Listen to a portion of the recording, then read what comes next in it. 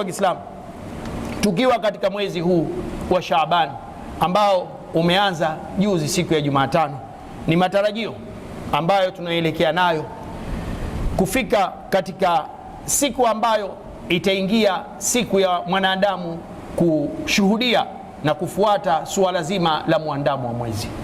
Na hili wallahi huwa tupendelee kulizungumza sana, lakini wallahi tunafika pahali lazima tuliashirie ndani yake. Ni vema Muislamu anatakiwa awe anafuatia haya mambo, kwa sababu mwezi wa Ramadhani ni mwezi ambao wa kuingia kwenye ibada, ni mwezi ambao mwanadamu anatakiwa ahakikishe uingiaji wa ile ibada. Ndugu wa Kiislamu, matarajio ya kuzaliwa mwezi ni katika siku ya Jumanne, lakini kwa bahati mbaya siku hiyo ya Jumanne hauwezi kuonekanwa mwezi katika nyakati za jioni, kwani unazaliwa saa 10:01 kwa saa za Imarati, kama alivyoeleza mwanachuoni Ibrahim Jarwan, na vile vile utakuwa umezaliwa kwa saa 9:01 katika nyakati za Kisuudia. Hii yote inaashiria, na vile vile wanasema kuwa huu mwezi sayaghrubu ba'da shams bidaqiqatin wahida. Siku hiyo kwa kuwa utakuwa ni mdogo sana na umekurubiana sana na kuzaliwa kwake ni kabla ya kuzama jua kwa muda labda wa masaa 2 au 3 takriban au 4 kwa wingi, basi huu mwezi utakuwa utazama baada ya jua kwa dakika 1 tu.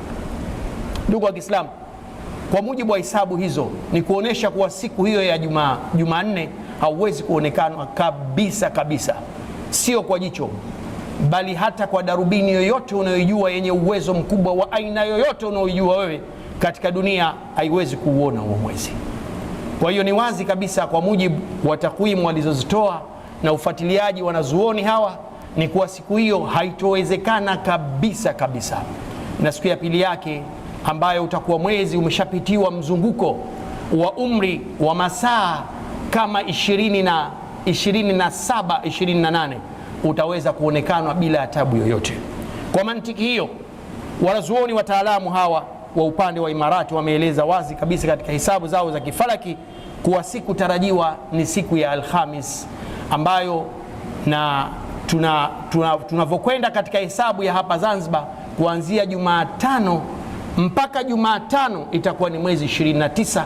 Kwa hiyo tarajiwa sana Ramadhani kuingia katika siku ya Alhamis, ambayo ni tarajiwa vile vile kwa kuwa mwezi utaanza katika siku ya Alhamis na kumalizia siku ya Alhamis vile vile, ambayo itakuwa ni mwezi 29. Siku ya Alhamis hiyo utamalizia, na Ijumaa ndio siku tarajiwa, kwa sababu kuzaliwa kwake kutazaliwa muda mfupi sana unaofanana na huu katika mwezi, katika hiyo siku ya Alhamis ya kumalizia na kuingia katika Idi, na Ijumaa ndiyo siku tarajiwa.